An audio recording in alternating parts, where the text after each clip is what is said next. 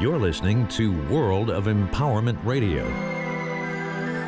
your station for practical spirituality in a changing world. And here are your hosts, Aingeal Rose and Ahonu. Well, you are very welcome back again. I am Ahonu, and many of you will remember from our last few sessions that we were in sunny California. Well, we're back here again, and we'd like to bring you the final episode of this session in the talks that we were doing about being an actor and actress and directing your own movie of your life. Many of you remarked that Aingeal Rose was not with me, and I too miss her very, very much, and I assure you that she will be back next week. This has been a series that I felt I needed to get off my chest because it was to do with the death of my own son and how his impact had on me as a person and in my whole soul searching that followed and the many realizations that followed. So the thing about this particular recording that I want you to listen to now, though, is that it was recorded while we were here in a particularly noisy place, and we were close to an airport, and you may hear some aircraft in the background landing, and also you will hear children laughing and playing and some crying indeed, and there's also some dogs barking, and I want to apologize in advance for that. But nonetheless, we continued and persisted, and we managed to get the recordings to you. And they portray the story really of being the actor, the actress in our lives, and then moving on to be the director of your life, and then moving on to be the financier of your life. But now we want to take a look into the deep aspect of being the banker, of having the money to finance these kinds of things, and what it means if you not only direct your life, but if you own your life, and the kind of shots that you can call when you own your own life, and what you can do. And it's quite an amazing journey. So stay with me and have a listen with this recording, and I'll come back to you again very shortly. Thank you indeed for listening, and we look forward to having you back next week where Aingeal Rose will be with me. You are very welcome back. I am Ahonu, and Aingeal Rose several weeks ago spawned a chain of discussions on reality, where she asked the question, does the mass consciousness create our reality, and does it create birth, aging and death? And that spawned a whole lot of discussion on the various planes of existence, and we realized that we create the planes of existence before life, we create the planes of existence during life, and we create the planes of existence after death. And to explain it all, we used the metaphor of the movies, that we're in a movie. And you might remember that we moved from immersing ourselves in the drama of the movie as being actors and actresses. We're acting in the scenes itself, to where we then got ourselves promoted, as it were, to being a director. And then over the following episodes, we moved into becoming the owner of the studios. And then we are now at the place where we are the financier. We are the financier of the movies. And we find that at this level, we are able to dictate what movies get made and what doesn't get made. We're able to dictate a lot of information, a lot of policy, locations, expenses, income, pricing, all of that. And all of that is very relevant to what goes on in the daily lives of the actors and actresses on the stage, in the movie, immersed in the belief system of life. Now, what is really interesting about this is, if you have been following along, and if you had listened to the origin of this discourse, as it were, you would remember that I mentioned that what spawned a lot of this spiritual searching for me was the death of my first son, Ryan. He died at 4 months old on my birthday. And it caused me to ask all kinds of questions about who am I and why am I here and why was he born and why did he die and where is he now and could I have prevented it and what was it all about? What's the bigger picture that's going on here? Well, to place that into the analogy now that we're speaking of, to place it into the picture that we're painting of this being one classic drama that's going on, this being one fantastic illusion that's being created, and that everybody contributes to that illusion. Our children enforce and enhance and confirm the illusion for us.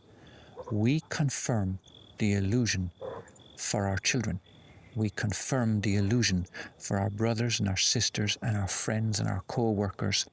We confirm everything for everybody else. Everybody confirms everything for everybody.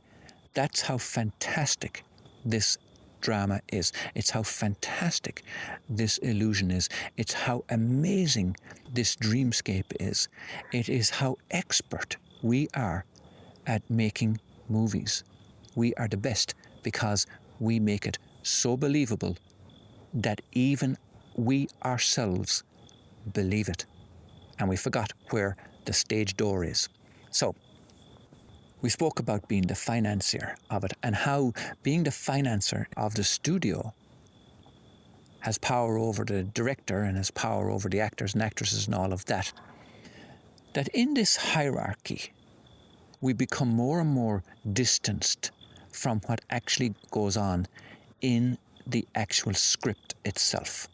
So to personalize this for myself, and everybody will have their own personal understanding of this, but for me, when my son Ryan died on my birthday, the financier didn't know or care about that. At the level of the financier, they did not concern themselves with pain or suffering or drama or adventure or excitement or love that was going on inside the movie theatre that they were financing. Now, this might seem callous and distant, but when you think about it, if it's all cellophane and illusion in the first place, they know that. So why be concerned over something that's just an illusion, that they know is an illusion? The fact that you and I believe it at the level of the reality in the theatre is our issue, not that of the financier. But you can see how, as we go up through these layers of hierarchy now, the director, of course, is concerned with the drama, who lives, who dies, where the action is, where the high points are, where the tension is. The studio owner, of course, is concerned with that also, but not to the same degree. In other words, they want to know that there is excitement in this, that there is something worth selling, that there is something believable in this, that there is action, that there is reality in it. But they're not concerned at the level of who said what to whom when. And then when we go to the financier, not at all concerned. So now we want to now step up another level. And what we're doing here, so you understand, is we're creating new layers or levels or planes of existence. Now, you do this all the time. I do this all the time. Everybody does this all the time, but we just don't know it. This is a plane of existence right here, right now, you listening to me. The person in the house next door or the office next door is not listening to me, and they're not in this same plane of existence as we are. So you can see how we're continuing to manufacture our own planes of existence. How do we know this to be true? Well, that person may have cancer and may have been given 6 months to live. Who knows? That person may have 3 children, you've none. Their lives, their whole structure is completely different to you. They may believe in God A and you believe in God B. They may follow this actor, actress, you follow somebody else. They may be immersed in this political party, you may be immersed. In other words, everybody's life is their own plane of existence. So we step out now one more level and we create the plane of existence where we are the bank. So now we give money to the financier. So we have the money to give out to the financier so that the financier can invest in the studio and invest in the director, invest in the movie, invest in the actors and the actresses. As the bank, we own the money. So we call the shots. We can say to that financier, I don't want to finance you anymore. What would that feel like at that level of creation, where you're saying, I want to finance this instead. Let's create this instead. Let's put our money, which is energy, let's put our resources, let's put our creativity, let's put our potential into this reality instead.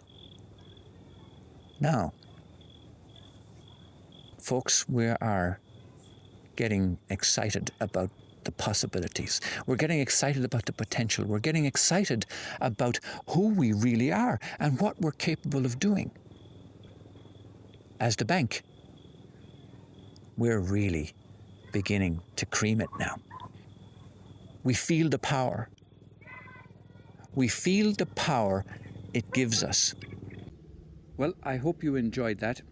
You will find it is quite life-changing when you enter into that possibility where you look at yourself, your life, and realize that you are indeed not only the banker, but you're the owner. You are the owner of your life. So until next time, when Aingeal Rose will be back with me, we look forward to seeing you then. Bye-bye. You have been listening to Aingeal Rose and Ahonu on World of Empowerment Radio, your station for practical spirituality in a changing world.